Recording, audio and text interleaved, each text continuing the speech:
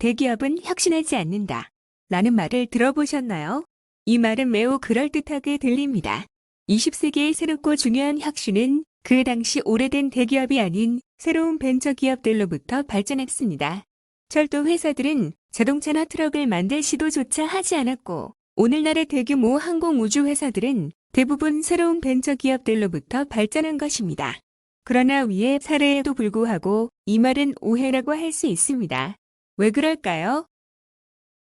그 이유는 첫째, 예외가 많기 때문입니다. 세상에는 기업가로서, 혁신가로서 성공한 대기업들이 엄청나게 많습니다. 미국에서는 존슨앤존슨, 3M 등이 있고 독일에는 획스트, 스웨덴에는 아세아가 있습니다. 더 혼란스러운 것은 어떤 분야에서는 기업가로서, 혁신가로서 성공했지만 또 다른 분야에서는 철저히 실패한 대기업들도 존재한다는 사실입니다. 미국의 주인은 컴퓨터 분야에서는 실패했지만 항공기 엔진, 무기화학, 플라스틱, 의료용 전자기기 분야에서는 성공적인 혁신가였습니다.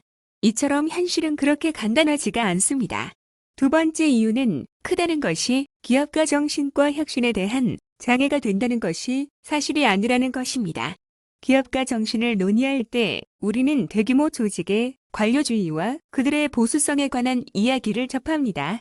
물론 이 두 가지는 심각한 장애이지만 이것들은 기업가 정신과 혁신에서뿐만 아니라 다른 모든 성과 향상에도 똑같이 장애가 됩니다. 또한 규모가 장애물이 아니라 기존의 경영관리 방식 그 자체가 장애물이고 이를 극복하는 데에는 큰 규모의 조직이 훨씬 유리합니다. 기존의 기업이 기업가적이고 혁신적으로 운영되려면 특별한 노력이 필요합니다. 혁신을 하지 않는 기업은 불가피하게 쇠퇴합니다. 기업가적 기업은 기업가 정신의 발휘를 의무로 받아들입니다. 구체적으로 기업가적 경영관리는 4가지 주요 분야에서 정책과 실천을 필요로 합니다. 첫째, 조직은 혁신을 수용하도록 조직되어야만 하고 변화를 위협이 아닌 기회로 받아들일 의사가 있어야 합니다.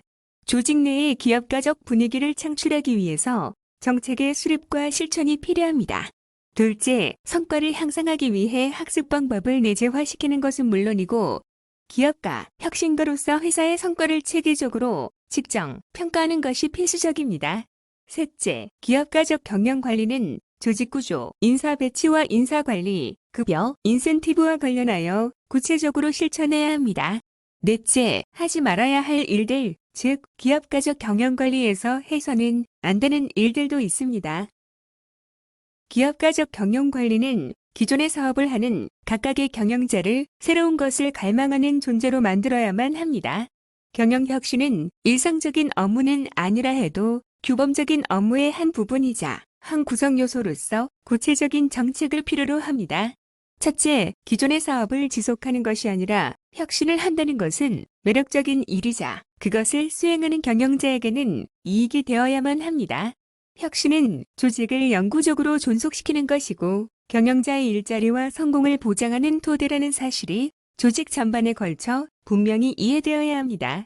둘째, 혁신의 필요성과 그 시간 소요 계획의 필요성을 규정하고 널리 알려야 합니다. 마지막으로 구체적인 목표가 설정된 혁신 계획이 필요합니다.